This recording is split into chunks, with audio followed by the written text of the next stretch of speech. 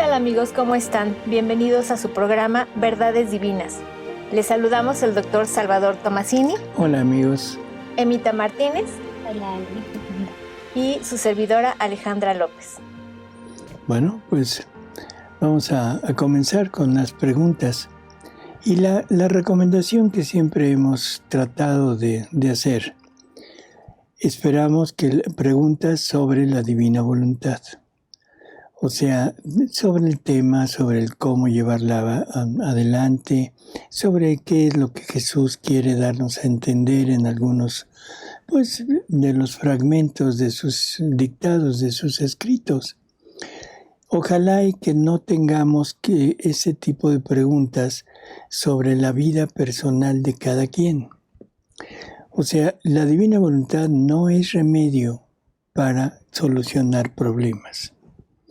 La divina voluntad es el modo como se deben afrontar los problemas. O sea, no el resolverlo, sino cómo vivirlo. Y se los digo porque en realidad es como desviar un poco la finalidad de este programa, en donde quisiéramos en adentrarnos totalmente en lo que es la vida en la divina voluntad. No sé si queda entendido qué es usar la divina voluntad como para resolver o para vivir. Creo que se entiende, ¿no? O sea, que ojalá que lo hagamos, sacaremos más provecho de todo esto, este pequeño programa que intentamos hacer para dar un poco más de entendimiento de lo que es esta divina voluntad. Empezamos. Sí, doctor. Dice, ¿en qué volumen le dice Jesús a Luisa que de ella saldrán las verdaderas enseñanzas de cómo vivir en la divina voluntad? Bueno, ya lo habíamos anotado. ¿Cuál dijimos? El 17.1. 17.1. Está en el párrafo, creo que 4. No me acuerdo, pero lo leemos todo. Hay varios lugares donde Jesús se lo dice, pero aquí está hablando de las verdaderas enseñanzas que por no tenerlas no han llegado al verdadero conocimiento. Y luego le dice a Luisa que de ella saldrán todo este material, estas enseñanzas para llegar a vivir en la divina voluntad, que es por lo que empezamos. O sea, es enseñanza para vivir en la divina voluntad. O sea, es enseñanza para saber cómo vivir los diferentes estados, los diferentes problemas que podemos tener en nuestra vida, ¿no? Y la siguiente pregunta se relaciona porque dice, doctor, yo trato de vivir en la divina voluntad, pero creo que no vivo como debo, porque ya que terminé de comer y me gustó de lo que comí, sigo comiendo más por el placer de la comida y me siento culpable. ¿Estoy en lo cierto? Si es así, ¿cómo puedo resistirme? ¿En qué puedo apoyarme espiritualmente?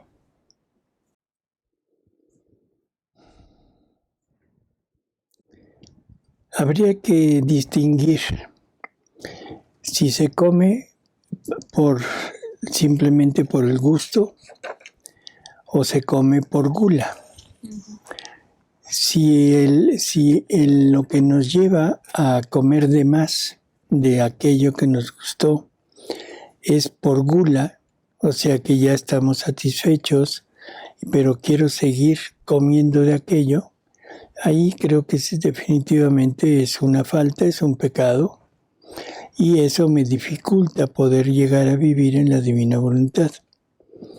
Si se trata de un gusto, o sea, me gustó algo y lo quiero saborear más porque no estoy satisfecho, yo pienso que no habría problema. O sea, hay que recordar una frase de Jesús en María Valtorta. O sea, se come para vivir, no se vive para comer. Creo que eso nos aclara el punto perfecto, ¿no? ¿Necesitamos comer? Sí, es una necesidad para mantener la vida, para mantenernos sanos, pero hay personas que abusan y ahora viven para comer.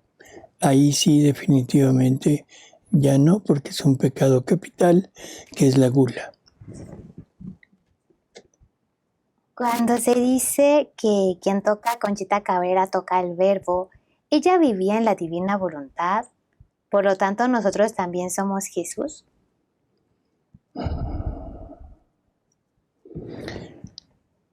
Vamos a recordar que para llegar a vivir en la divina voluntad se necesita conocer y se necesitan las verdaderas enseñanzas del vivir en la divina voluntad, que es lo que se preguntó al principio. Entonces, si Conchita hubiera conocido los escritos de Luisa, si Conchita hubiera llevado a cabo lo que está en esos escritos, Conchita hubiera vivido en la divina voluntad. Lo más probable es que no haya sido así. O sea, Conchita, toda la finalidad de lo que Jesús quería hacer con ella estaba enfocada más que nada hacia la parte humana. El hecho de que el que te toca a ti toca al verbo, está hablando de esa, ¿cómo diríamos? Esa unión que hay entre Jesús y el alma, que es una unión que está dicha y que muchos santos han tenido, que es esa uniformidad, ese Jesús viniendo a ser habitación, la persona se vuelve habitación de Jesús, Jesús mora en él. Eso es totalmente, ¿cómo diríamos? Verdadero, pero eso no quiere decir que sea un Jesús obrante a través de la persona. No hay unificación de vida. Si hubiera unificación de vida, los santos hubieran hecho actos divinos. Jesús le dice a Luisa que ninguno ha vivido en la unidad con él, con la divina voluntad, y que ninguno ha hecho actos en la unidad de su querer. Eso es hasta el tiempo de Luisa. De ahí en adelante, quien haya vivido o no, es muy difícil poderlo saber, porque no sabemos qué tanta difusión hayan tenido los escritos. Sabemos que fue poca, o sea, cuando llega la condena, decomisan todos los escritos, menos el 35 y 36. 35 porque Luisa es el que estaba escribiendo, lo tenía con ella, y el 36 todavía no lo empezaba. Sin embargo, o sea, quedaron algunas copias que habían realizado las monjas del Divino Celo, o sea, que era una orden fundada por San Aníbal y María de Francia, pero no sabemos hasta dónde hayan podido llegar. ¿Llegaron a Conchita? No lo sabemos. ¿Vivió Conchita? No lo sabemos, pero suponemos que no. ¿Por qué? ¿Por qué podríamos suponer que no? Porque nunca habló de eso. O sea, todo lo enfocó a la vida, a la unión con Jesús, a esa obra inmensa que realiza Conchita a favor del Espíritu Santo. Las obras que ella hace son prácticamente sobre el Espíritu Santo. Así que lo más probable es que no lo haya conocido. Y el que Jesús vive en ella sí es la inhabitación de Jesús en la criatura, igual que cuando nosotros comulgamos. ¿Tenemos a Jesús en nosotros? Sí. Podríamos decir que si alguien se acerca, si alguien nos toca, si alguien convive, estando Jesús en mí, está conviviendo, tocando a Jesús. Cuando Jesús se va, bueno, ya queda la criatura sola, pero en el momento de recibir a Jesús en la Eucaristía, estamos unidos. Así que esto podría ser un símil de lo que Conchita pudo haber tenido, ¿no? Nada más que en ella constante y en nosotros muy fugaz. Doctor, mencionó en un programa que la gracia santificante es la vida del alma, es Dios mismo. Pero en el Catecismo de la Iglesia Católica, en el numeral 2000, se lee que la gracia santificante es un don habitual. ¿Podría aclarar esto, por favor? Lo primero habría que entender que cuando hablamos de un don, estamos hablando de un donador. O sea, no puede haber un don si no hay un donador, o sea, alguien que lo dé. No es lo mismo, no podemos confundir al donador con el don. Así que esto hay que separarlo perfectamente. Ahora, yo quisiera que leyéramos un fragmento de la obra del Evangelio como fue revelado de María Valtorta. Jesús habla sobre muchos aspectos de la Trinidad, pero hay un momento en el Sermón de la Montaña donde él habla hace una pequeña referencia a la gracia santificante. Vamos a escucharlo para ver qué nos dice sobre eso. En la obra de María Valtorta del Evangelio como me ha sido revelado, en el numeral 30, el discurso de la montaña, las bienaventuranzas, primera parte, de fecha 24 de mayo de 1945, dice Jesús: la gracia santificante es la vida del alma, esa cosa espiritualísima que ha sido depositada en nuestra alma espiritual. La gracia que nos hace hijos de Dios porque nos preserva de la muerte del pecado, y quien no está muerto vive en la casa del Padre, el paraíso, en mi reino, el cielo. ¿Qué cosa es esta gracia que santifica y que da vida y un reino? Oh, no empleéis muchas palabras. La gracia es amor, y por eso es Dios. Es Dios quien, al admirarse a sí mismo en la criatura que creó perfecta, se ama, se contempla, se desea, da lo que es suyo para multiplicar ese haber, para ser bienaventurado al multiplicarse, para amarse con cuantos son otros como él mismo. ¿Qué es la gracia santificante? Es Dios mismo. Entonces, bueno, esto es lo que María Valtorta nos dice. Esto es lo que Jesús nos dice a través de María Valtorta. Y creo que es todo. Cada quien saque conclusiones. A la Virgen María y a Luisa les fue infundida la divina voluntad. ¿En nosotros va a ser igual? ¿Debemos pedirla? Bueno, la divina voluntad, o sea, en que es infundida, sí, hay que entender que la palabra infundir quiere decir poner en. O sea, alguien pone en alguien, en otro, algo que le puede pertenecer, vamos a ponerlo así. Por lo tanto, la divina voluntad no es nuestra, la divina voluntad es divina, es de Dios. Y si Él nos la quiere dar, nos la está infundiendo. Ahora, ¿debemos pedirla? Sí. O sea, Jesús nos habla de la virtud suplicante, que la virtud suplicante nos sirve exactamente para eso, para que sea la misma divina voluntad quien pida que se nos dé ese don. Entonces, ¿debemos pedirla? Sí. ¿Unidos a la virtud suplicante? Sí.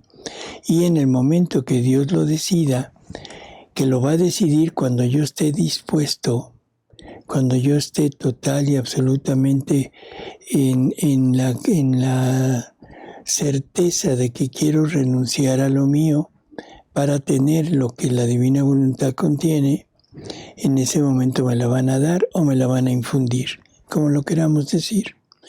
No nos fijemos mucho en la palabra, porque luego como que pensamos, infundir es diferente de obtener, infundir es diferente de regalo, prácticamente es lo mismo, ¿sí? Doctor, María Valtorta escribió que su mamá al morir pasó por 3 niveles en el purgatorio. ¿Cuáles son estos niveles? El espiritual, el moral y el físico. Ella le dice a su hija, a María Valtorta, que al principio tuvo que pagar por las penas espirituales, que eran las más difíciles, y que se tardó muchísimo tiempo en reconocer que era justo el humillarse ante Dios, o sea, el reconocer que Dios es superior a uno y que debemos estar totalmente sujetos a lo que Él dice. La segunda parte, que también es algo que le cuesta mucho trabajo a la persona, es el desapego de las amistades, de toda la cuestión moral. Y le dice que a ella le costó, y no recuerdo exactamente, pero dice, tú sabes que mis amistades no eran buenas. O sea, qué tanto que hayan sido, no sabemos, pero sí queda muy claro que se trata de romper con lazos o ligues con personas, con amistades y no buenas.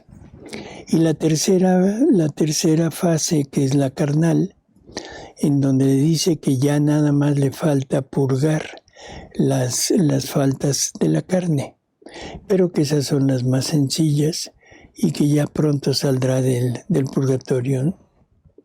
Entonces es espiritual, moral y material. Yo entendí que al estar fundido en la divina voluntad, es la divina voluntad la que se encargará de amar en nosotros. ¿Es así por no ser capaz de hacer nada? Sí y no. Este es un error que tenemos y que definitivamente necesitamos irlo pues clarificando, ¿no? La divina voluntad, o sea, se asocia a nuestros actos de esta manera. O sea, la voluntad humana es el motor de todas las acciones de la persona. Por lo tanto, ella es la que tiene que seguir actuando. La relación que Jesús quiere con nosotros es una relación personal, de tú a tú, de persona a persona. Si entendemos esto, vamos a entender que si fuera la divina voluntad la que viniera y amara desde mí, entonces Jesús estaría entablando una relación no con la persona, sino con su propia voluntad, o sea, con Él mismo. Y digo con Él mismo porque Jesús se define a sí mismo, dice, desde el punto de vista, ¿cómo dice? Se me fue ahorita, de la perspectiva divina, yo soy la divina voluntad. Entonces sería un diálogo de Él con Él. Definitivamente eso no es así. Sería el ventríloco, que ya lo hemos mencionado, o sea, amando a un muñeco, el muñeco seríamos nosotros, y luego corriendo a ponerse en nosotros para decir yo también te amo. Sería lo más absurdo que Dios podría hacer.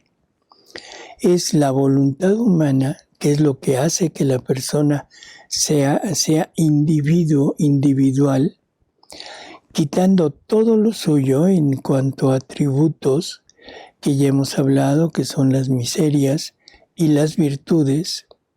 Quitando todo eso, ahora la voluntad humana pone el movimiento y llama a la divina voluntad a que todos los atributos, todos los dones que ella contiene, los deposite en ese acto. Por lo tanto, el acto humano queda un acto que es doble. El movimiento humano, que es lo que hace que sea diferente y que sea desde una persona, pero enriquecido con los dones divinos. Dentro de todo lo que tiene la divina voluntad están todos los atributos de Jesús y está el amor divino. Ahora, la persona ama, la persona comparte todo lo divino, pero desde ella. O sea, son acciones personales, particulares, que hacen que ahora la persona se vuelva divina. Pero no es la divina voluntad obrando en nosotros, ella sola, sino enriqueciendo al acto humano. Perdón, ¿se entiende eso? Sí. Sí y no. Sí y no, ¿por qué no? No, sí se entiende. Sí. Sí, porque si no sería totalmente ilógico todo este plan de Dios, o sea, de estarse amando Él mismo. ¿Para qué nos necesitaría, no? Así ¿Para es. qué nos creó? Para nada. ¿Para qué hubiera necesitado venir a sufrir, a morir, todo lo que pasó para estar en un muñeco? ¿Cuál sería la finalidad de rehacer al ser humano? Ninguna. No, el ser humano tiene que ser un ser distinto, o sea, distinto me refiero separado de él, para poder entablar esa relación de amor. Muy bien. Doctor, ¿cómo se sabe si verdaderamente se está viviendo en la divina voluntad? ¿Cuáles son las señales? Hay programas sobre las señales. Yo les pediría que lo consultaran, que es en Verdades Divinas, en Diálogos Divinos, perdón, el 381, para que ahí se enteren de todo. Y hay otro que es el Ahí se leyó el libro de cielo. Sí, por eso, el libro del cielo, en 33.12. O sea, en este 33.12 estamos hablando de la lectura del libro del cielo.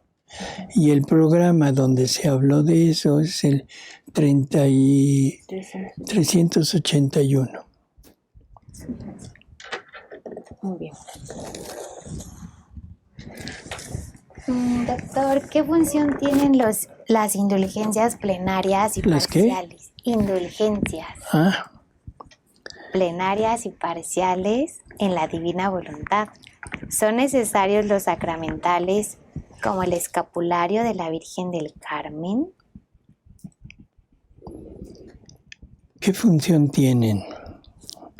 Bueno, desde el punto de vista que tenemos en la actualidad, o sea, las indulgencias son o pueden ser parciales, o sea, el perdonar determinado tipo de culpa, el aminorar determinado tiempo, sufrimiento en el purgatorio, y la indulgencia plenaria sería un perdón total, o sea, que la persona pudiera terminar su purgatorio aplicándole esa indulgencia. Jesús nos habla de todas las acciones que podamos tener hacia las almas del purgatorio y nos dice que los sufragios de cualquier tipo llegan a las almas, pero se necesitan dos requisitos: que el alma de que está en el purgatorio haya hecho camino para que le puedan llegar, o sea, que sí, que haya estado adherido a nuestra iglesia, que haya hecho, o sea, que haya cumplido con lo que la iglesia nos pide, en fin. Pero también que la criatura que lo manda también tenga ese camino. Él dice que el alma que vive en la divina voluntad tiene el camino regio, o sea, el camino real, y que ese camino llega no solo a algunas almas, sino a todas las almas, incluso las almas más desprovistas de ayudas, de alivio para su sufrimiento. Jesús, tanto en Libro de Cielo como en María Valtorta, nos dice que las indulgencias y los sufragios son simplemente un aumento en ¿cómo diríamos? Intensidad. En la intensidad del fuego del amor. Sabemos que el purgatorio no es una sentencia donde se pudiera llegar a dar un perdón absoluto o un perdón parcial. Si fuera sentencia no habría problema, pero se supone, o no se supone, nos dice Jesús y nos lo dice cantidad de veces, que es un llenarnos del amor de Él en todos los actos que no hemos realizado para amarlo. Entonces la pregunta es, ¿cuántos actos habremos hecho en nuestra vida con la intención de amar a Jesús, de amar a la divinidad? Se oyen suspiros así. Entonces, esos actos van generando un vacío en nuestro interior, que es un vacío de amor. Sabemos que para entrar al cielo se necesita ser un complejo de amor, o sea, totalmente amor el alma. ¿Qué es el purgatorio? Ir llenando ese vacío, o sea, quitarnos lo nuestro, que es lo que provoca el vacío, para irlo llenando del amor de Dios. Eso no es un castigo, es una purga de lo nuestro, es un llenarnos del amor divino. Y eso se hace a través de ese sufrimiento del amor hacia Dios. El alma en un instante antes de morir, ya se presenta ante Jesús, pero un Jesús ya en manifestación divina.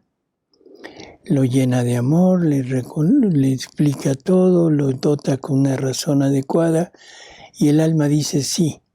Y el alma siente que es atraída hacia la divinidad, pero ella misma se ve y sabe que no es el momento de poder estar, de poder convivir con el amor siendo desamor. Entonces se genera una pasión de amor hacia la divinidad y ese es el fuego del purgatorio. Es una pasión de amor que va purificando al alma poco a poco y la va llenando del amor divino. Si esto lo entiendo, entonces ahora, ¿qué serán los sufragios y qué serán las indulgencias? Jesús nos dice que es un aumento en la intensidad del fuego del amor para purgar más rápido. O sea, en términos muy coloquiales, en una forma muy burda de decirlo, tenemos que ejemplificarlo de alguna manera. A Alejandra le tocan por la vida que ha llevado y todo. Llega al cielo y le dicen, ¿sabes qué? Te tocan, no sé, un año a una temperatura de 200 grados centígrados. Y llega Emita y le dicen, no, a ti te toca nada más medio año, pero a 500 grados centígrados. Entonces le hacemos sufragios, le mandamos decir misas, oraciones, la llenamos con el amor divino desde la divina voluntad, le llevamos la sangre de Jesús, las llagas de Jesús. Y eso lo que hacen es aumenta el fuego, aumenta la temperatura y se acorta el tiempo. Si a Alejandra le tocaban 200 grados durante un año, bueno, pues le van a tocar nada más 50 grados durante 10 minutos. No más. Bueno, Si era de 200 a 250, pero más corto. digo, perdón, sí. Ujú. O sea, más a 500 grados, pero más corto. Ujú. Y a Emita igual. Entonces, esta es lo que Jesús nos habla, sobre todo en María Valtorta. No sé. Ujú. ¿Y son necesarios los sacramentales? Los sacramentales son ayudas que la Iglesia nos da, ayudas para acercarnos, para estar más, o sea, con más, bueno, la palabra, otro un pleonasmo, con más ayudas para acercarnos a Dios, para tener más recogimiento, para tener más seguridad, como es ¿cómo se llama? El escapulario, en fin. Son medios de ayuda. Ahora, en la divina voluntad, estos medios de ayuda serían, no encuentro la palabra porque no es necesario, sino sería conveniente usarlos. Pues yo diría que sería prácticamente indiferente. ¿Los podemos usar? Bueno, si queremos, pero ahí entraría la voluntad humana. Porque Jesús nos habla y nos dice que debemos desapegarnos de todo. ¿Sería malo usarlos? No. O sea, no es una culpa, no es algo que esté en contra, pero la voluntad humana, queriendo esto, sí podría ponerse un poquito en rivalidad con la voluntad divina. Jesús nos dice que la voluntad divina no tolera ni siquiera la sombra de un acto de voluntad humana.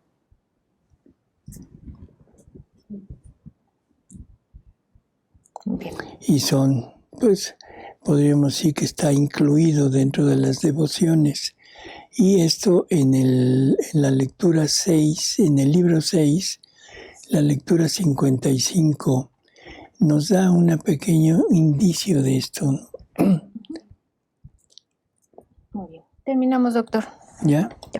Bueno, iba yo a decir algo y creo que sí lo voy a decir. Bueno, lo voy a pedir que nos lean aquí Alejandra o Emita esa lectura del 655, porque sí vale la pena.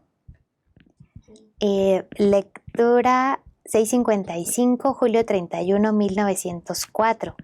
En la sección 4 dice: Amada mía, si tú me amas, no quiero que tú mires ni en ti misma ni fuera de ti, ni si estás caliente o fría, ni si haces mucho o poco, ni si sufres o gozas.